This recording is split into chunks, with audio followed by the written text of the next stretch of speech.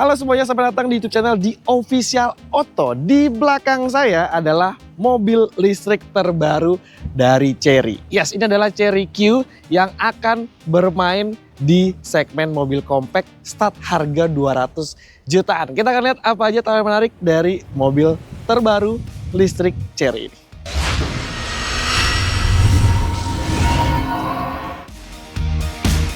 Oke, pertama dari bagian desain lebih dulu teman-teman. Desainnya memang ngincer banget sebuah mobil yang diperuntukkan sebagai mobil perkotaan ya. Desainnya sebenarnya nggak yang neko-neko, simple aja tapi punya bahasa desain yang cukup menarik. Di depan sini sudah pakai penerangan full LED, proyektor, lalu juga ada lampu DRL-nya, lalu ada bagian airdam sedikit di sini. Tentu karena mobil listrik, dia menggunakan grill yang tertutup seperti ini dan sudah ada kamera di depan. Di bagian spion juga ada sampai ke bagian belakang untuk ngedukung fitur premium automatic parking assist. Nanti kita akan coba fitur parkir otomatisnya.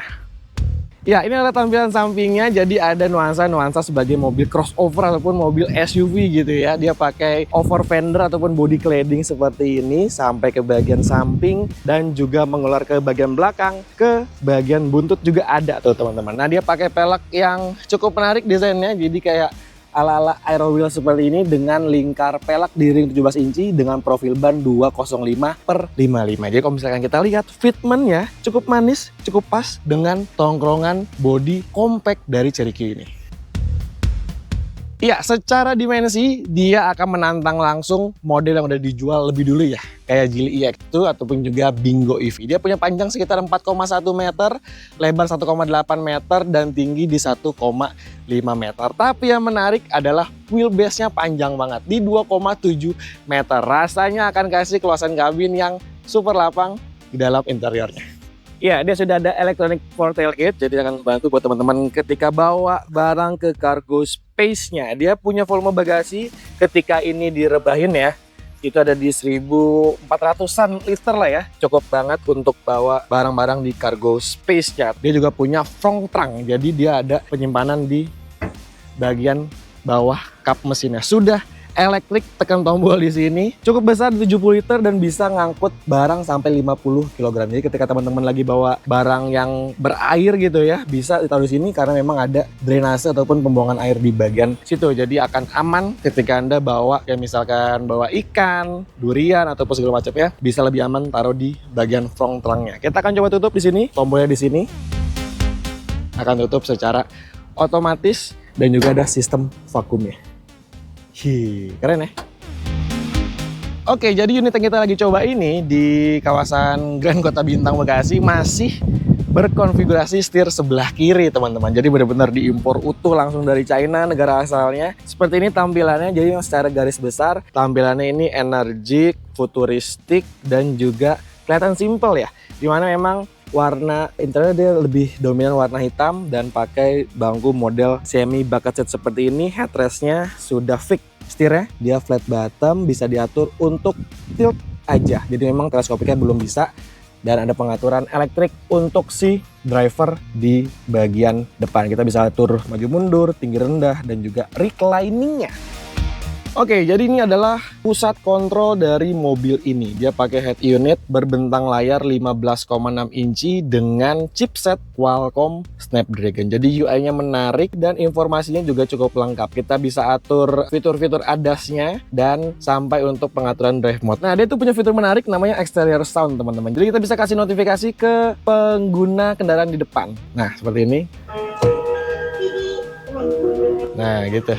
Jadi fitur-fitur yang gimmick menarik untuk kasih warning ke pengguna sekitar lewat speaker di depan, tapi hanya bisa digunakan ketika mobilnya lagi berhenti aja.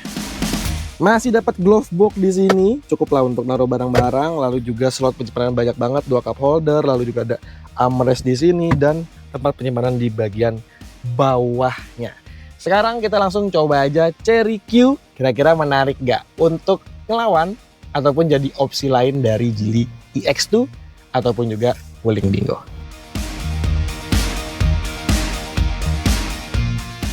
Oke teman-teman, kita udah di balik kemudi dari Chery Q. Impresi pertama duduk di balik kemudi ataupun di kabin dari Chery Q ini adalah pertama lapang.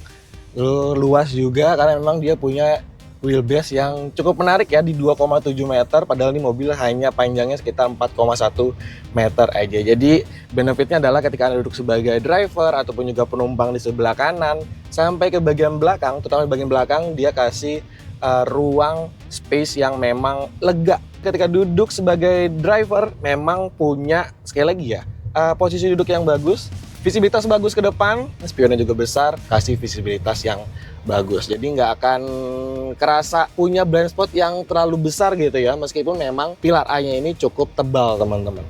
Oke, untuk spesifikasinya dia pakai baterai berkapasitas 42,7 kWh dengan jarak tempuh sekitar 400 km NEDC dan pakai penggerak roda belakang. Jadi akan bersaing ketat sama Geely EX2 yang penggeraknya ataupun motornya ada di bagian roda belakang. Tenaga sekitar 121 HP dan torsinya di 115 atau di 116 Nm. Jadi output yang nggak terlalu besar tapi punya kemampuan yang cukup oke untuk dijadikan sebagai mobil harian ataupun untuk penggunaan urban di perkotaan. Nah, untuk kasih-kasih yang berkendara, dia punya 3 opsi drive mode teman-teman. Pertama ada Eco, lalu juga ada Comfort, dan juga ada Sport. Nah, ini dia akan kasih perbedaan karakter bukaan dari akselerator ataupun juga output baik dari tenaga dan juga torsinya. Jadi teman-teman bisa sesuaikan aja deh dengan kebutuhan ataupun juga preferensi masing-masing ketika berkendara sama mobil listrik compact terbaru dari Chery ini. Nah, kita cobain di jalur yang nggak rata, jadi berbatuan kerikil gitu. Nah, kalau secara spesifikasi dia pakai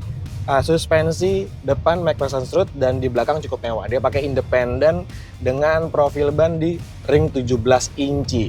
Peredamannya cukup smooth ya untuk mobil sekompak ini. Jadi untuk bantingannya ini nggak gedebak-gedebuk gitu ketika duduk di bagian kabin. Memang karakternya memang dibuat sedikit kaku, stiff.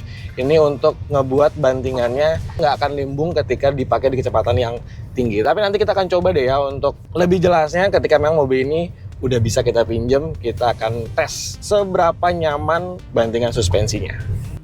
Sekarang kita cobain suspensinya di speed trap dengan kecepatan yang cukup tinggi ya.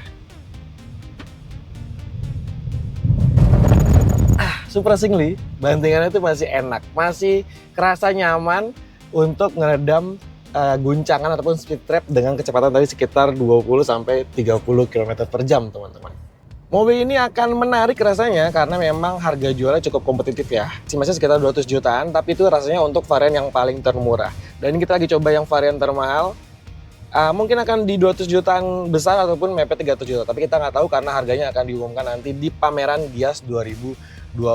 Bekalnya sih cukup oke ya, mulai dari suntikan 20 ada, dari adaptive cruise control ada, lane keeping juga ada, sampai dengan automatic emergency braking system. Dan yang paling menarik adalah fitur autonomous parking assist. Jadi mobil sekecil ini dengan bandrol tadi punya fitur parkir secara otomatis yang bisa ngemudahin teman-teman apalagi driver ya untuk parkir di space yang sempit. Dia bisa parkir secara paralel, bisa parkir mundur juga, dan juga bisa parkir arah depan. Kita akan cobain langsung fitur dari automatic parking assist-nya.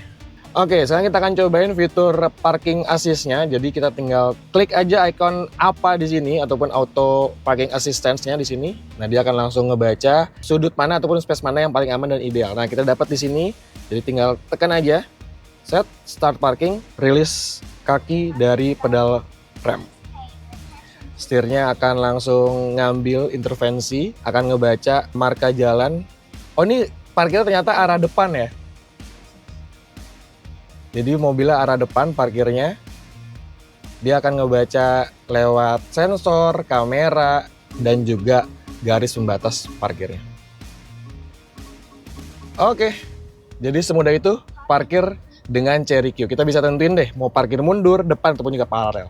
Oke, jadi untuk fitur safety-nya ketika udah selesai parkir secara otomatis juga dia akan langsung pindah ataupun move transmisinya ke P gitu ya. Jadi untuk minimalisir mobilnya jalan dan juga kemudian kita untuk keluar dari mobilnya.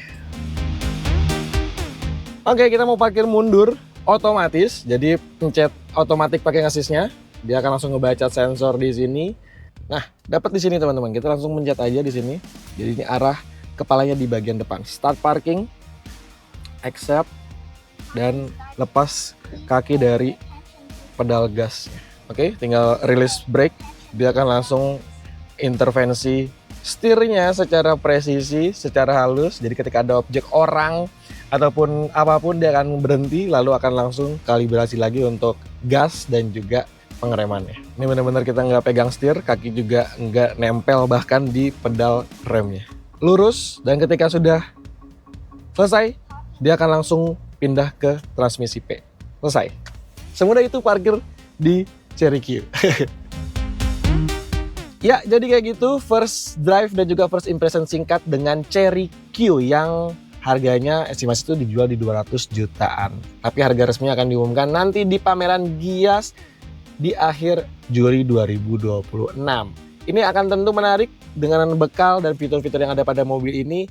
Rasanya akan jadi salah satu mobil EV perkotaan yang patut untuk dipertimbangkan. Nah, gimana menurut teman-teman soal mobil ini? Coba sampaikan di kolom komentar ya. Dadah.